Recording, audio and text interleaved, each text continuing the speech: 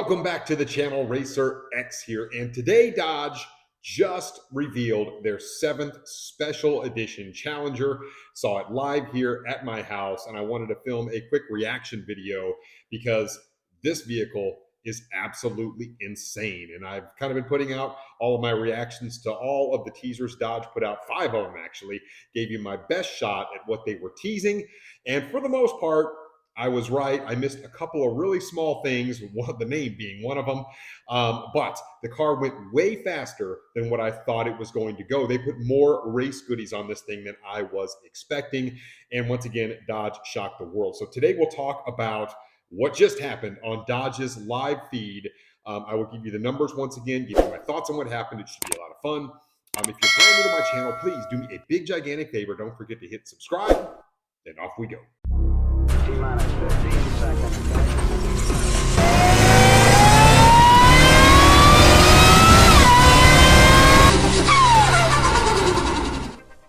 Now, once again, Dodge did invite me to go to this event. I kind of wish I was there watching it live on their stream. We saw some other YouTubers on there. We saw Weston Champlin, my good buddy Demonology, of course, Alex Taylor, all of which were participants in their Roadkill Nights back in August when I was there. And I just kind of wanted to feel what the atmosphere was like being there. But as I mentioned before, guys, this is my daughter's spring break, and I have other priorities, other things that are kind of pressing. So I wasn't able to make it. But it was cool watching it here. Live at the house. And I will say the live feed was lacking just a little bit to me. The timing was a little bit weird on it. You could kind of hear stuff in the background that I don't think we were really intended to hear.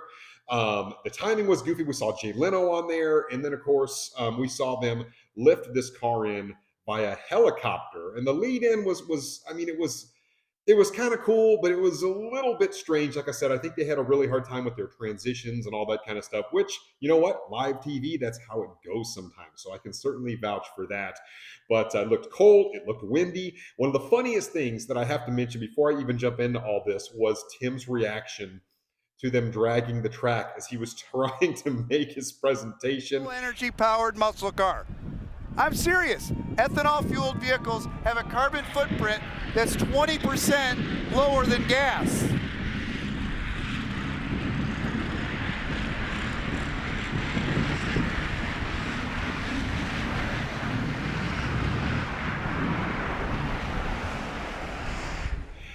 It all just looked a little bit lackluster, to be honest, but the car itself is very cool. So I want to talk a little bit about what they did with this car. So Dodge decided to call this the Demon yet again, and that really does surprise me. I sort of hypothesized that this was going to be called the Goblin, based on the Leprechaun and all that kind of stuff. So it truly was just a St. Paddy's Day type thing that they were teasing. Maybe I just read into it a little bit more than that. Some people thought Ghoul, some people thought the Golden Eye. I mean, there were lots of other things in there. I really did not think that they were going to call this the Demon. And the only difference is they're calling it like the DC 170 or the Demon 170 as opposed to just the regular Demon. And I really don't know how the Demon owners of the world are going to take that. I really do feel like maybe Dodge should have called it something other than the Demon. It did have a Demon hood on it. The only difference is in the front, it didn't have the wider flares in it like it did in the back. And we saw some teasers out there, some other leaks, so to speak, of these cars driving around Michigan where it showed that. And I thought, surely it can't be, you only get the flares in the back, but that is exactly what we have here. So, I think it is pretty darn cool. Obviously, with the 170 designation, we know it is, in fact, that Elephant variant that I kept telling you guys it was going to be. Flex fuel capable. It's got the sensor in it. It's got the 105 millimeter throttle body on it. They talked about 2,500 pounds of cylinder pressure, which is exactly what I told you guys that teaser meant. So really everything added up. I got the name wrong. So that's kind of the big bummer of it. The other big thing that I got wrong was how fast this thing is. And that did surprise me. So let's digest a little bit about what they said about this particular car. Very impressive.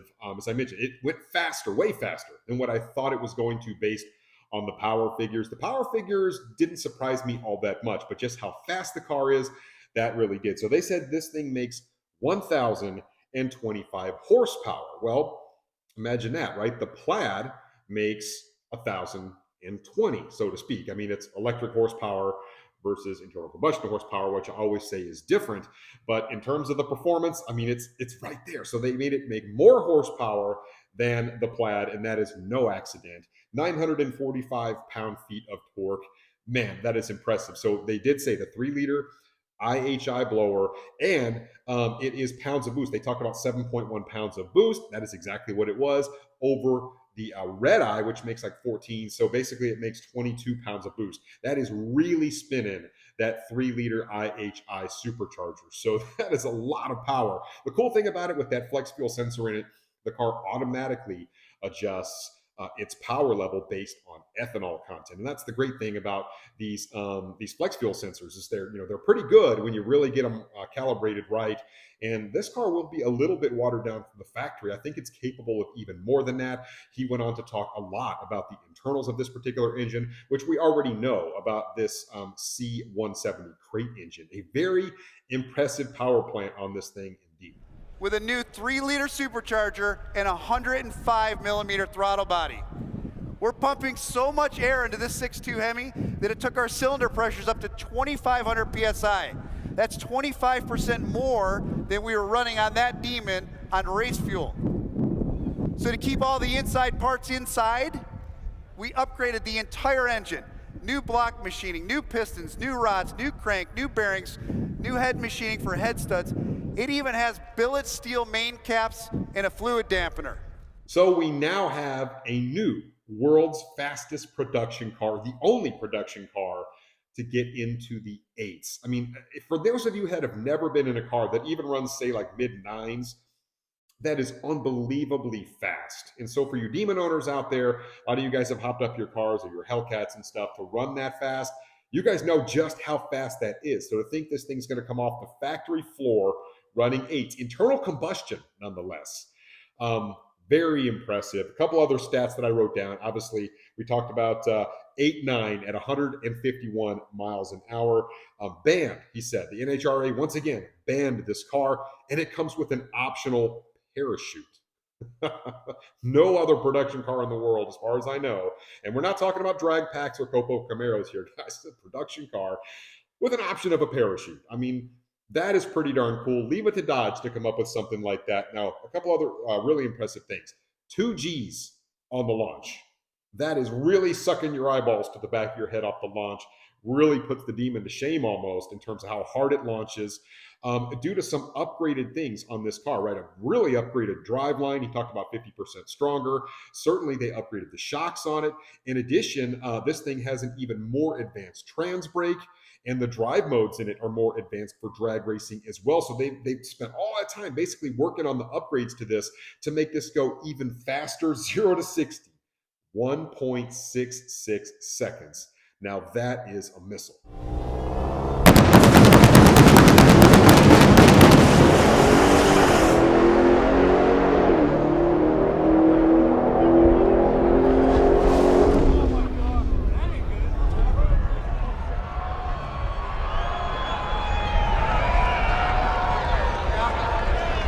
Runs 0 to 60 in a record NHRA certified 1.66 seconds. And the quarter mile in a record NHRA certified 8.9 seconds at 151. Yes, the Demon 170 is history's first 8-second factory muscle car. Now, a couple other quick items of note that he did mention. He mentioned the 240 millimeter diff. That's going to be necessary on a car like this that's going to go that fast, that quickly. I mean, like I said, 8-second production car. Man, that is just insane. So yes, they did have to really beef up the driveline, and also the wheels on this car. Pretty darn cool. You saw 315 by 50 by 17 Mickey Thompsons. That's what's going to be necessary to get that power to the ground. So that really didn't surprise me at all. 18-inch wheels on the front of the car also. That did not really surprise me, but a really nice wheel and tire setup. Matter of fact, they talked about kind of alloy centers and how incredibly light these new wheels are. And he mentioned titanium basically bolted to carbon fiber, a very unique wheel setup on the back of this. So they really took a lot of time to make sure this was a very not only unique wheel, but an extremely light and functional wheel on the back of this car. I can't imagine those wheels would be really cheap. And there were a couple really important things that they did not tell us. Now, while all of the evidence basically points to the C170 engine, I mean, that's what it is, he never came out and said, this is the C170 crate engine from Direct Connection. That kind of surprised me just a little bit because we know that's what it is. The other thing, no production numbers, right? I mean, he talked about if you are a Demon owner, an original Demon owner, you can, if you buy one of these cars, they can make the serial number the same as your Demon. Very cool. But they never did confirm production numbers. Matter of fact, he said you can get on a Direct Connections website, or I'm sorry, he got the horsepower locator on Dodge's website, and you can look to see where all these cars are going to go, which dealerships are going to get them, and how many. But it's not up yet, and it keeps crashing. So I tried a little bit ago. It's not working yet. So maybe by the morning, or maybe by the time you're watching this video, the horsepower locator will be up. But good luck on this. Like I said, no price indication so far. My best guess in terms of price, guys, I have not confirmed this. Literally, this is a guess, but I'm going to say is going to be somewhere in the 150,000 range. That is my best guess for you. And that does not include dealer markup. And I'm not even going to get into how ridiculous this dealer markup is going to be. I really do feel like a lot of dealership owners are going to steal a bunch of these away before they even let the public try to buy them, which I think is a travesty. Who knows? Maybe Dodge came out and told these guys don't do that, but they're either going to just ignore it. It's going to happen. I mean, it is what it is. But this will not be an inexpensive car, as you guys can imagine. Waiting for pricing information on this. We don't know exactly when they're going to come out. So we're still kind of waiting on some more information in terms of those few details. But in terms of the car, I am very impressed, guys. I mean, think about it. 8-second quarter mile. I said in one of my videos, look, I just didn't see any way that it was going to do that. But when it comes that fast off the line, in drag racing, that is everything, guys. So it's that really advanced system that they put in the car, right? In terms of getting that thing to launch, getting that thing to actually stall up, building the boost at the line. That's partly how you get these insane 60-foot times, even faster than the Demon, as they mentioned. And that's how you're going to get that car to go that fast. And so you think about a race versus a Plaid, right? Well, a Plaid runs like 1.560 foots. Okay, if this thing is running in like the 2.060 foots, 0 to 60, 1.66 seconds. I mean, incredibly fast off the line at 151 mile an hour. So basically, it traps the exact same speed as a Plaid. So they're trapping the same, yet this thing is even faster off the line, at least on a prep track. Now, if it's not prepped, different story. Obviously, the Plaid being all-wheel drive, I'm going to pick the Plaid all day in that race. But on a prep drag race, this car should beat a Plaid. Internal combustion. Very cool.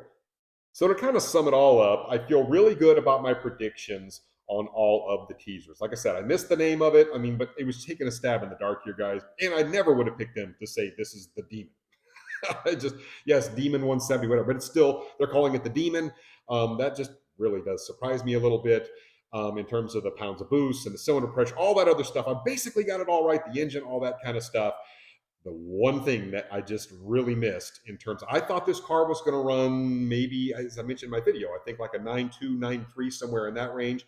I did not expect them to put all the insane drag race goodies and basically make this yet again a full drag race car at 151 mile an hour.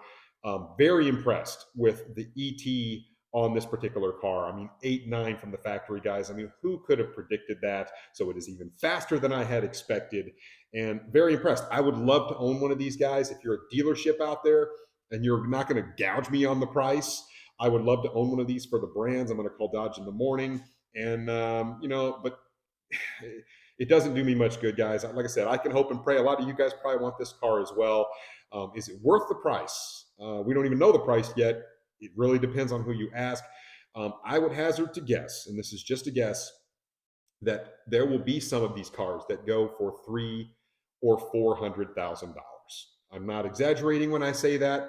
The dealerships are going to get it from some people that have way more money than sense, or just more money than they know what to do with, because those people exist. And guess what? If they want it, they're going to pay for it and they're going to get it. And unfortunately, I'm not one of those people, but I really would love to have one of these to showcase what this thing can do, go out and make all sorts of content with it. But hey, you know what? A guy can dream. Hey, man. I just want to know, what do you guys think? Let me know in the comments down below. Did you watch Dodge's live stream? What do you think about this car? Is it something you think would be worth owning? And I will check out your comments, and I will catch you on the next one.